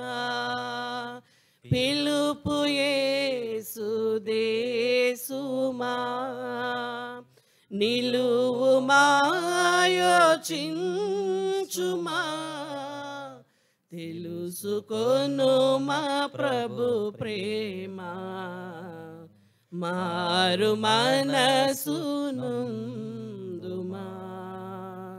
సిలువ వైపు చూడుమా. మనందరి పక్షంగా జగదీష్ ప్రార్థనలో నడిపిస్తాడు. మా స్తుతులకు కారణభూతుడా, మా ప్రియ పరలోకపు తండ్రి, నీకు వందనాలు స్తోత్రములు నాయన. దేవా, మరి ఈరోజు మీ యొక్క సన్నిధికి వచ్చి మిమ్మల్ని ఆరాధించడానికి, మిమ్మల్ని స్తుతించడానికి, మీ యొక్క నామమును బట్టి అతిశయించడానికి మా అందరికీ మా యొక్క జీవితంలో మరొక రోజునిచ్చారు. దాన్ని బట్టి స్తుతులు స్తోత్రములు నాయన. దేవా, మరి మా అందరి హృదయాల్లో ఉన్న ప్రశ్నలకు, అదేవిధంగా మేము ఫాలో అవుతున్న పద్ధతులను గురించి మరొకసారి అన్న ద్వారా మా అందరితో మాట్లాడిన విధమును బట్టి మీకు స్తుతులు స్తోత్రములు తండ్రి. దేవా, మరి ఎన్నోసార్లు మీరు అంజూరపు చెట్టు వలె మా ఇళ్ళలో కూడా ఎంతో కృపను చూపించారు తండ్రి. మీ యొక్క దయాలత్వంను బట్టి మీరు మమ్మల్ని రక్షించినప్పటికీ ప్రతిసారి మీ యొక్క జాలి వలన మీరు మమ్మల్ని ఇంకనూ సంవత్సరంలో పొడిగిస్తూ ఉన్నారు తండ్రి. దేవా, ఎంతోమంది ఈ సమయంను దాటిపోయారు తండ్రి, కానీ మీరు ఇంకనూ మమ్మల్ని సజీవుల లెక్కలో ఉంచారు. దాన్ని బట్టి స్తోత్రములు తండ్రి. దేవా, మీరు ఇంకా మమ్మల్ని సజీవుల లెక్కలో ఉంచారు అంటే మీరు మా ఎడల ఒక ప్రణాళికను కలిగి ఉన్నారు తండ్రి. దేవా, మీరు మత్తయిలో మా అందరికీ ఒక వర్క్ని దయచేశారు కదా తండ్రి. మీరు వెళ్ళి సమస్త జనులను నా శిష్యులుగా చేయమని చెప్పారు తండ్రి. మేము అనేక సార్లు ఆ యొక్క వర్క్ని మర్చిపోయి మా యొక్క ఓన్ వర్క్స్తో, మా యొక్క ప్రొఫెషనల్ లైఫ్తో బిజీగా ఉన్నాం తండ్రి. మీ యొక్క మార్గం నుంచి వెళ్ళిపోయాం తండ్రి. దయతో మమ్మల్ని క్షమించమని చెప్పి కోరుచూ ఉన్నాం తండ్రి. దేవా, మేము మారు మనసు పొందినప్పటికీ అనేక సార్లు మీరు చెప్పిన మెథడ్స్ని ఫాలో అవ్వకుండా మా ఓన్ మెథడ్స్నే ఫాలో అవుతూ ఉన్నాం తండ్రి. దయతో క్షమించండి. మేము మా యొక్క తప్పులను తెలుసుకునేటట్లు, మేము బాధ్యతగా ఉండేటట్లు వెంటనే సాత్విక మనస్సును కలిగి మా యొక్క బిహేవియర్ని బాగు చేసుకుని మా తప్పులను ఒప్పుకొని మరలా తిరిగి ఆ యొక్క నమ్మకాన్ని సంపాదించుకోవడానికి మా అందరికీ మరొక అవకాశాన్ని దయచేయమని చెప్పి కోరుచూ ఉన్నాం తండ్రి. ఈ ఇయర్ మొత్తం మీరు మా ఇళ్ళ ఎంతగానో సహాయం చేశారు. మా యొక్క చదువుల విషయంలో కానివ్వండి, మా యొక్క పిల్లల విషయంలో ప్రతి దాంట్లో మీ యొక్క సహాయం చేసి నడిపించారు తండ్రి. మరొక సంవత్సరంలో మా యొక్క జీవితాల్లో పొడిగించారు. దాన్ని బట్టి స్తోత్రాలు తండ్రి. దేవా, మరి మారు మనసు పొందకపోతే వచ్చే నష్టాలను మరి మా అందరికీ తెలియజేసిన విధానం బట్టి కూడా మీకు స్తోత్రములు తండ్రి. ఇంకనూ మాలో చాలామంది మారు మనసు పొందక ఉన్నారు తండ్రి. మీ యొక్క సన్నిధికి వస్తున్నాం కానీ, మీ యొక్క నామమును తెలుసుకుని ఉన్నాం కానీ, ఇంకనూ మీ యొక్క మార్గంలోనికి మేము కంప్లీట్గా రాలేకపోతున్నాం తండ్రి. మా యొక్క మార్గంలో మీకు సబ్మిట్ చేయలేకపోతున్నాం తండ్రి. అటువంటి ప్రతి ఒక్క బిడ్డకు మీరు దయచేసిన పాఠమును బట్టి స్తోత్రములు తండ్రి. అందరూ వాటిని ఫాలో అయ్యేటట్లుగా చేయమని చెప్పి కోరుచున్నాం తండ్రి. దేవా, మీకు వ్యతిరేకంగా ఉండి మేము ఏమీ చేయలేము తండ్రి. మీ యొక్క సహాయం లేకుండా కూడా మేమేమీ మా యొక్క జీవితంలో పొందలేము తండ్రి. మీరు మాతో యుద్ధం చేయవద్దు తండ్రి. దేవా, ప్రతి ఒక్క బిడ్డకు ఒక అవకాశం దయచేయండి తండ్రి. వారు మారు మనసు పొంది మీ అందు ఉండేటట్లు సహాయం చేయమని చెప్పి కోరుచూ ఉన్నాం తండ్రి. మీరు కనుక మాకు వ్యతిరేకంగా ఉంటే ఏ విధమైన నష్టములను పొందవలసి ఉంటుందో మేము ఎరిగి ఉన్నాం తండ్రి. మంచముల పాలు కావాల్సి ఉంటుంది, శ్రమల పాలు కావాల్సి ఉంటుంది తండ్రి. దేవా, మీరు ఆ యొక్క ప్రకటన గ్రంథంలో దయచేసిన వాక్యమును బట్టి కూడా స్తోత్రములు తండ్రి. మేమందరము ఈ వాక్యమును విని వదిలేయకుండా వాటిని ఫాలో అయ్యేటట్లుగా మీరు మాకు సహాయం చేయమని చెప్పి కోరుచున్నాం తండ్రి. కొత్త సంవత్సరంలోకి వెళ్ళిన తర్వాత అయినా సరే వాటిని మేము ఫాలో అయ్యేటట్లు చేయమని చెప్పి కోరుచున్నాం తండ్రి. మేము మాత్రమే కాదు తండ్రి, మా ఇళ్లలో కూడా ఇంకా చాలామంది నమ్మకవలసిన ఉంటుండగా వారందరికీ ఒక తరుణమును దయచేయమని చెప్పి కోరుచూ ఉన్నాం తండ్రి. దేవా, మళ్ళీ మేము ఇంటికి తిరిగి వెళ్ళుచుంటుండగా అందరూ క్షేమంగా ఇంటికి తిరిగి వెళ్ళేటట్లు చేయమని చెప్పి కోరుచున్నాం తండ్రి. మళ్ళీ మీ యొక్క సన్నిధిలోకి వచ్చి ఈ యొక్క కొత్త సంవత్సరం మిమ్మల్ని ఆరాధించేటట్లుగా మీరే మాకు సహాయం చేసి నడిపించమని త్వరలో రాబోచున్న మా ప్రియ కుమారుడు అయిన యేసుక్రీస్తు వారి నామమున మిమ్మల్ని అడిగి పెట్టుకుంటున్నాం తండ్రి. ఆమేన్. పరమ తండ్రి అయిన దేవుని ప్రేమ, మన ప్రభువు రక్షకుడైన క్రీస్తు యేసు కృప, పరిశుద్ధాత్మని సన్నిధి సహవాసం సదా మనతో ఉండి ఆయన రాకడ కొరకై మారు మనస్సు పొంది ఎదురు చూచున్నట్లు మనందరికీ సహాయం చేసి నడిపించునుగాక. ఆమేన్. మంచిది, అందరికీ వందనాలు. సెలవు తీసుకుందాం. God bless you.